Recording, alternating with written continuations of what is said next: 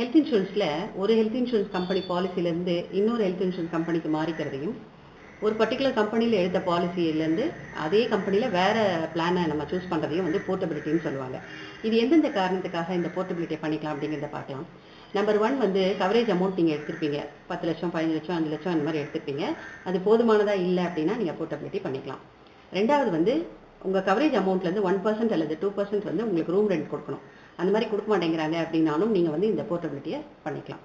மூணாவது, பாலிசி எடுக்கும்போதே உங்கள்கிட்ட அவங்க வந்து டிரான்ஸ்பரண்ட்டாக இருக்கணும்.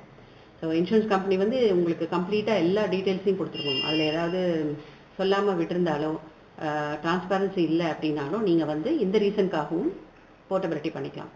அடுத்தது நீங்கள் கிளைமன் போகிறீங்க. அப்படி கிளைமன் போகும்போது அதை வந்து டிலே பண்ணுறது, இந்த ரீசன் ஏதோ ஒரு ரீசனை சொல்லி டிலே பண்ணுறது. ஸோ அதுக்காகவும் நீங்கள் வந்து போர்ட்டபிலிட்டி பண்ணிக்கலாம். அடுத்தது வந்து கிளைமன் போகிறீங்க, பட் வந்து அவங்க ஏதோ ப்ராப்ளம் பண்ணுறாங்க. அதாவது இது கொடுக்க மாட்டோம், அது கொடுக்க மாட்டோம், அதை கொண்டு வாங்க, இதை கொண்டு வாங்க அப்படின்னு சொல்லிட்டு ஏதாவது பிரச்சனை பண்ணாலும் நீங்கள் வந்து போர்ட்டபிலிட்டி பண்ணிக்கலாம்.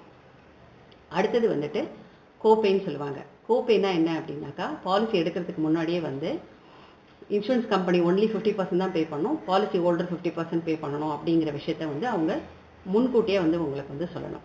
ஸோ இந்த காரணங்களுக்காக வந்து நீங்கள் போர்ட்டபிலிட்டி அப்படிங்கிற விஷயத்த வந்து நீங்கள் பண்ணிக்கலாம். அடுத்தது வந்து தேர்ட் பார்ட்டி அட்மினிஸ்ட்ரேட்டர் சொல்லுவாங்க. அப்படின்னா என்னென்னா, ஒவ்வொரு இன்சூரன்ஸ் கம்பெனிலேருந்தும் ஒரு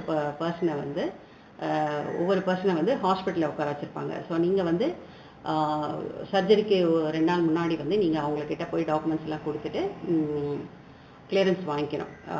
ஸோ இது வந்து ஒவ்வொரு இன்சூரன்ஸ் கம்பெனிலுமே ஒரு பர்சனை அங்கே உட்கார வச்சுருப்பாங்க. ஸோ அவங்க வந்து ஹாஸ்பிட்டலில் சேர்ந்தவங்களும் இருக்க மாட்டாங்க, இன்சூரன்ஸ் கம்பெனியை சேர்ந்தவங்களாகவும் இருக்க மாட்டாங்க. அடுத்தது வந்து இப்போது நம்ம ஏதாவது ஒரு பர்டிகுலராக ஒரு ஹாஸ்பிட்டலில் தான் நம்ம ட்ரீட்மெண்ட் எடுத்துப்போம், அங்கே தான் சர்ஜரி பண்ணிப்போம், அங்கே தான் டயக்னைஸ் பண்ணிப்போம் அப்படின்னு நம்ம நினச்சிருப்போம். ஆனால் வந்து நம்ம எடுத்த இன்சூரன்ஸ் பாலிசி வந்து அந்த ஹாஸ்பிட்டலில் கொண்டு போய் கொடுத்தோன்னா இது வந்து எங்கள் நெட்வொர்க்கில் வராது அப்படின்லாம் வந்து எந்த இதுவும் சொல்லக்கூடாது. ஏன்னா இப்போ ஐஆர்டி வந்து ரூல் போட்டிருக்காங்க. சப்போஸ் அந்த பர்டிகுலர் இன்சூரன்ஸ் கம்பெனி வந்து அந்த ஹாஸ்பிட்டலோட கவரேஜில் வரல அப்படின்னா கண்டிப்பாக வந்து வித்தின் 48 ஹவர்ஸில் வந்து அவங்க அந்த கவரேஜை வந்து அங்கே கொண்டு வந்துட்டு மக்களுக்கு வந்து அவங்க சர்வீஸ் கொடுக்கணும்.